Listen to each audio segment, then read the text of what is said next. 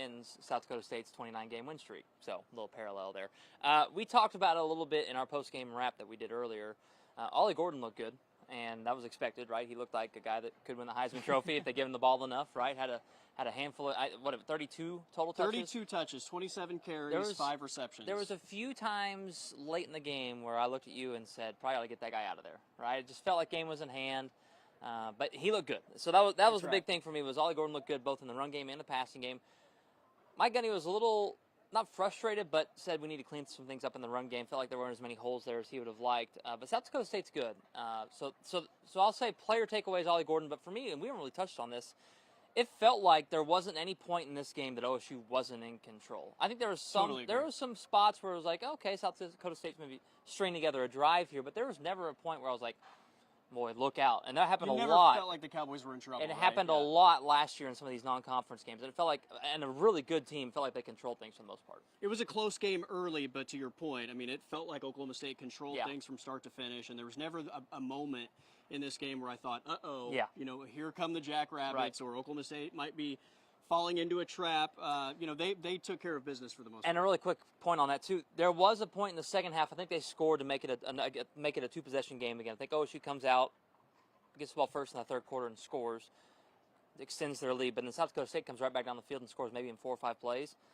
And so that is the only point in the game where you're thinking, okay, maybe the Jackrabbits have found something. And to OSU's credit, to your point, they squashed any momentum they had, went down the field and scored again. So I know I didn't want to step on you there, but that was something it was interesting because there was that was a point in the game maybe in years past where things maybe could have snowballed a little bit, and this veteran team I think was able to handle that moment pretty well. With a younger team watching somebody answer what you just did, that can maybe make you a little rattled, but this team was totally settled from start to finish.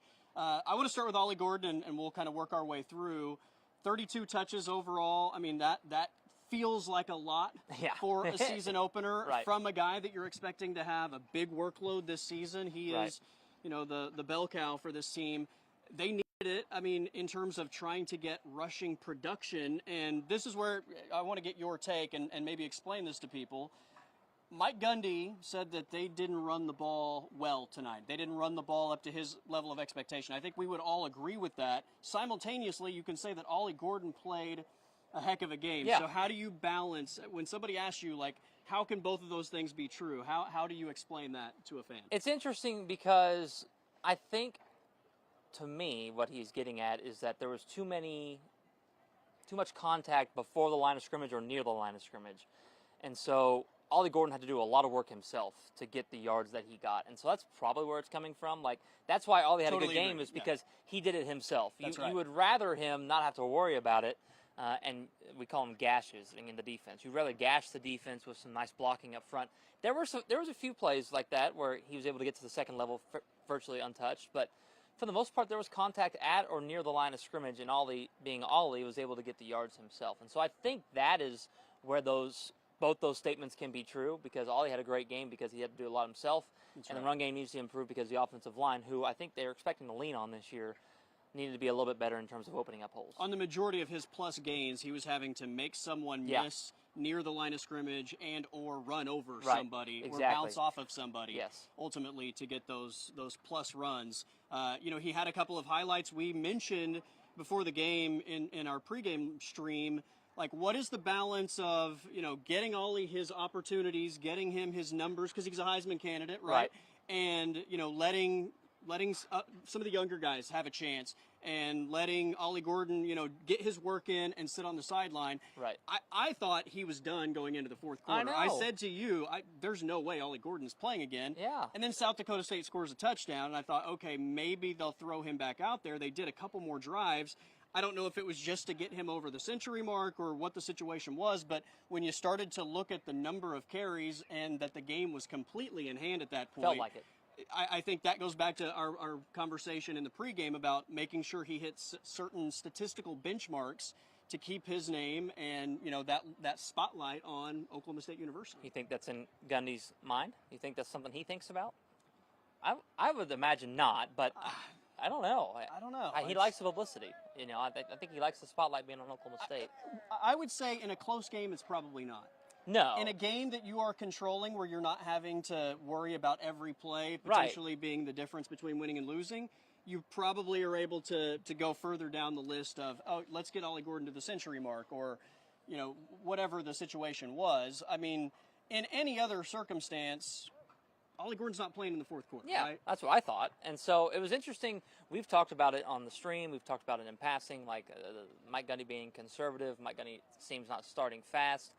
They went for a couple fourth downs that maybe they don't go for in years past. Yeah. They had a bunch of tempo through the majority of the game. He did say late when the game didn't really feel put away, they kind of laid back and were trying to just kind of milk the clock. And he would have rather seen them maybe go a little bit more tempo, even as the game was coming down. They were throwing with like 4 minutes left. Yeah. I mean, I was shocked that they were still running offense with the game. Again, it was 44-20 late, and they were still running offense. And so that was interesting too. So a little point on us saying that Gundy can be conservative sometimes. There was a few things happening in this opener where we thought he'd be vanilla. They ran a flea flicker. They had a reverse early on. So there was a few things that happened that weren't status quo for a Gundy coach team. Yeah, and I will say, the thought process, as you mentioned, his comments in the postgame, the thought process could have been like, let's let Ollie get one more drive to really suck 7 or 8 minutes off the clock and put this thing away officially.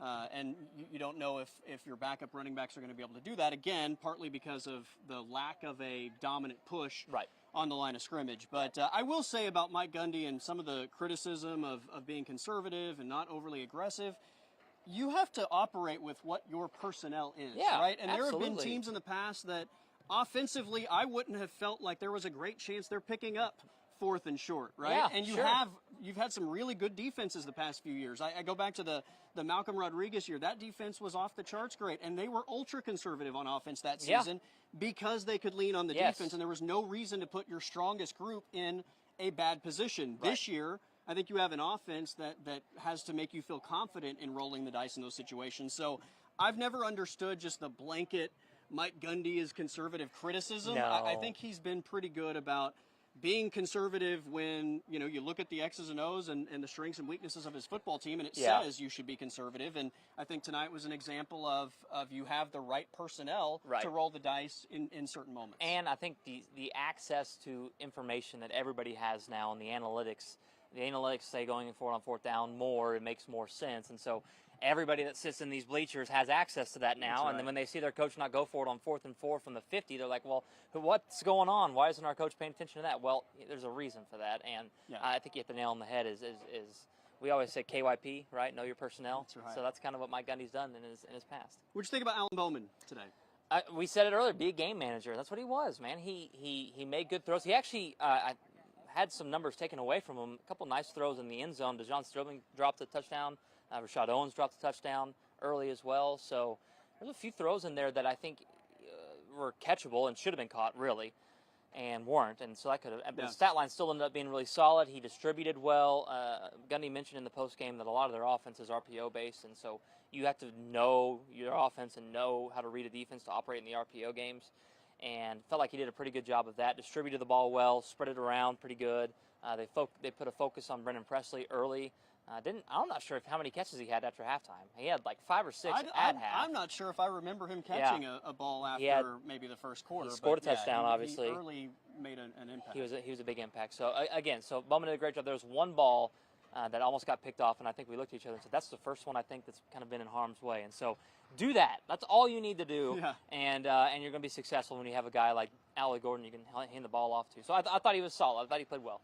You've got a lot of terrific weapons at the receiver position, and you have that running game. He doesn't need to try to be Superman. No. I thought he did a great job. To your point, I mean, the only throw I can remember was in the fourth quarter where he put the ball in danger, and that was it. Other than that, he took care of the ball. And, again, there's such a negative connotation with the term game manager. That's what Oklahoma State needs him to be, is a guy that is going to manage the offense, not make mistakes, get the ball where it needs to go when his number is called.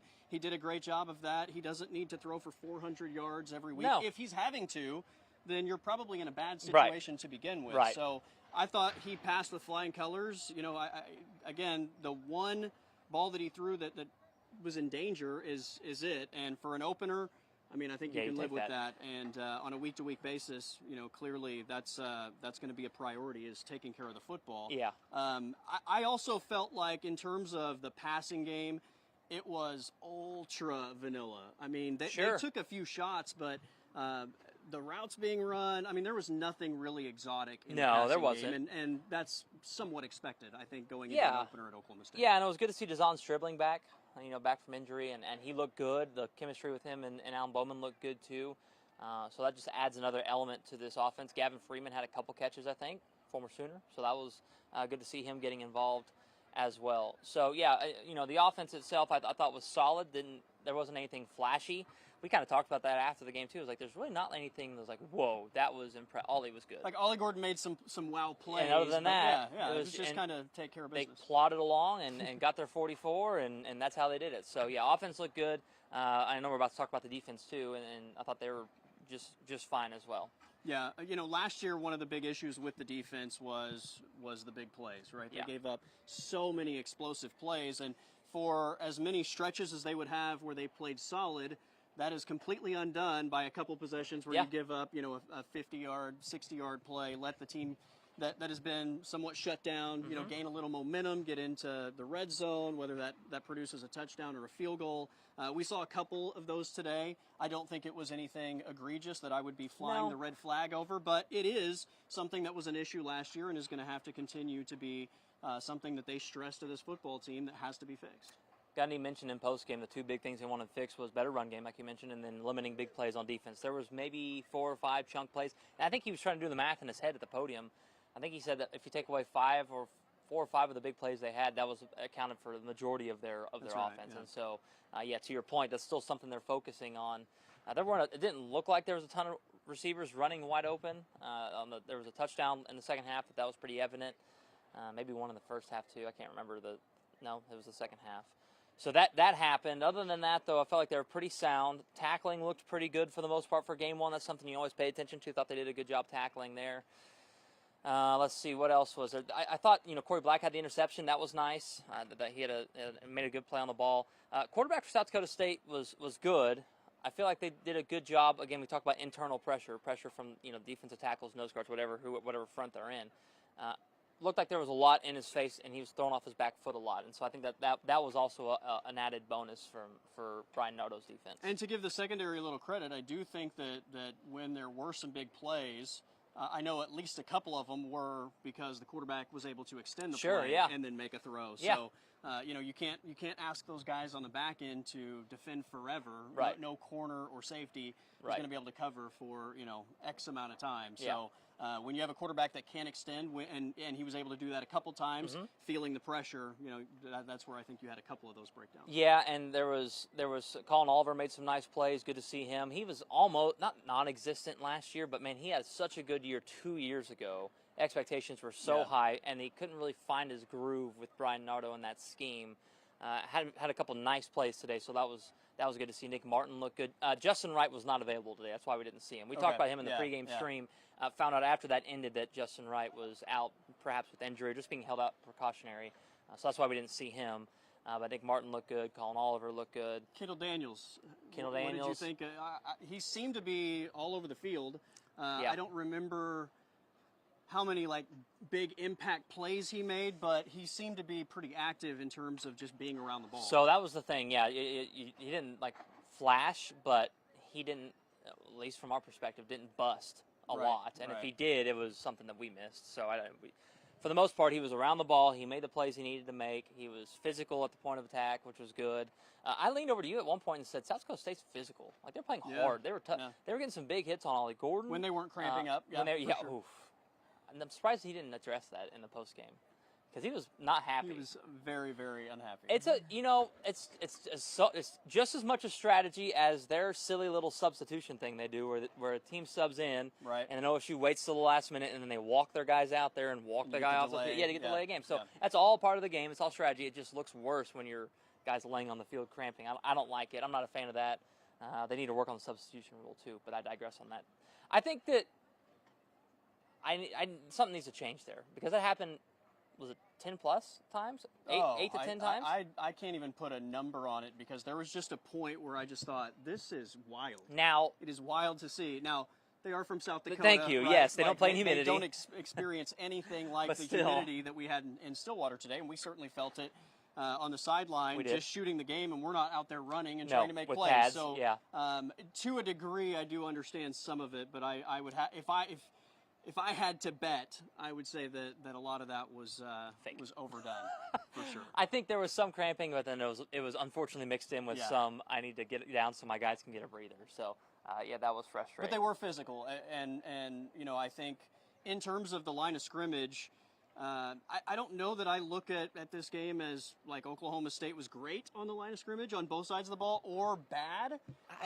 It's just I think they're going to have to be better, I think, going into the Arkansas game. So it feels like, I think so, and it feels like South Dakota State in the run game controlled the line of scrimmage on both sides of the ball. Felt like they had more gaps to run through on offense, and then I feel like they closed up gaps on defense. Now, on the flip side, I thought OSU's pass protection was great. Either that or Jackrabbits weren't blitzing. That's possible. But Alan Bowman had a ton of time. And then I felt like OSU's pass rush was better against the pass protection of South Dakota State. So, maybe call it a wash, but yes. In some aspects. But it did feel like the Jackrabbits controlled things in the run game on both sides. But, to your point against Arkansas, some things they'll need to improve, especially in the run game, because you're facing a bigger, probably more physical front, an SEC front from the Razorbacks, and a team that's probably going to be highly motivated to come in and play well, since this is an old rivalry game. Now, I think someone asked Gundy about it afterwards and said you're not old enough to remember playing in it, but you grew up watching it. So I'll have to look up the last time they played. I'm not even sure I have that off the top of my head. I wouldn't be able to put a number on that by any means, but it is next week's opponent. In terms of what your expectation of Oklahoma State was and what we saw as we get ready to spin it forward, where would you put that? I think they're still the same. I mean, I feel like I felt about what you thought. About what I thought, and I thought they played given. So we talked about this.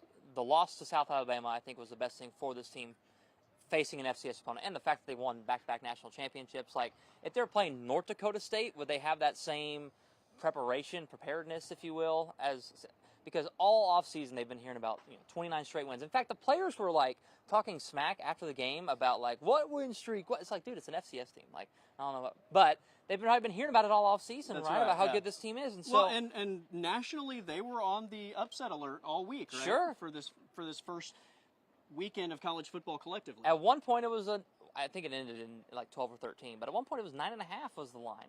That's an FCS team on the road against a ranked opponent.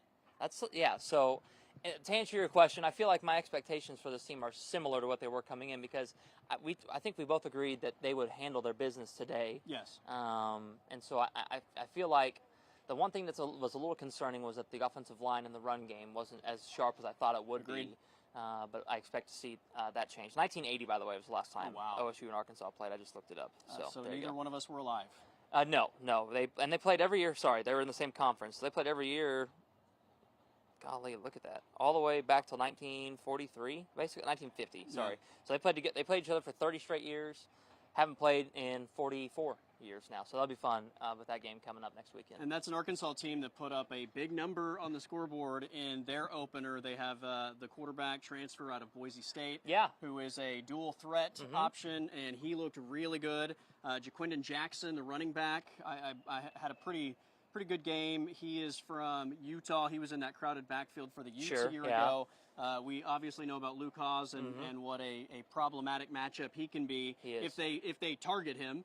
But it's an Arkansas team that's going to come in here and I think have enough to challenge the Cowboys. So I'm excited to see what this is going to look like. It'll be fun. It'll be fun with Sam Pittman will be able to talk more about the rivalry than probably Mike Gundy. He's a little bit older and has been he's been in Oklahoma for a long time. He understands this area of the country in terms of those types of rivalry games. It'll be fun. These are the types of non-conference games I enjoy, is when you're able to renew some of these rivalries. Yeah. They're regional. OSU Tulsa is going to be a fun one just because they're so close to each other. Absolutely. That'll be good, and it'll be a good test for Oklahoma State coming off what was a pretty nice win here against the Jackrabbits. Well, that wraps up a 3-day stretch where you have been at Chapman Stadium, Gaylord, and now Boone Pickens Stadium. How are you feeling now? Three games in the book. We're good, man. It's college football season, man. Hey, this is the fun part of the year. You know, we've been sitting around all summer waiting for this to get here. Now the first weekend's over, and that's what people talk about on social media all the time. Is like, man, you may complain about who your team's playing this week. It's a dud, it's a nobody, but it's like you only get 12 of them, right? And you'd rather be watching them play nobody than sitting at home in the summer and watching nothing. So fired up at this time of the year. I wasn't in Tulsa Thursday night, obviously, but last night in Norman and today in Stillwater, just the air, right? You just, it just you breathe it in, and it's sweeter. And the atmospheres in both Norman and here, I thought, were off the charts great. And I think there's just a ton of excitement for college football. So this next weekend here in Stillwater will be really good for Arkansas. 11 a.m. kick may take a while for guys to wake up, but I think it's going to be a great crowd here. And then Houston for OU is a night game, and those are always great in Norman. So we should get 2 more really good ones next weekend too. All right. Any final thoughts? I'm going to go eat. I don't know how crowded Eskimo Joe's is at 6:50 on a game night, but we're going to go find something to eat, I think. Find something somewhere, whatever might be open. Yeah, there you go. And we might be the last couple non-stadium workers we're close. In the facility. So we are going to say farewell. Everyone have a great rest of your Labor Day weekend. A lot more college football tonight and over the course of the weekend. And a big week 2 coming up next week, and we'll have you covered all week long. For TJ Eckert, I am Colby Daniels. Everybody have a great weekend, and we'll talk to you soon.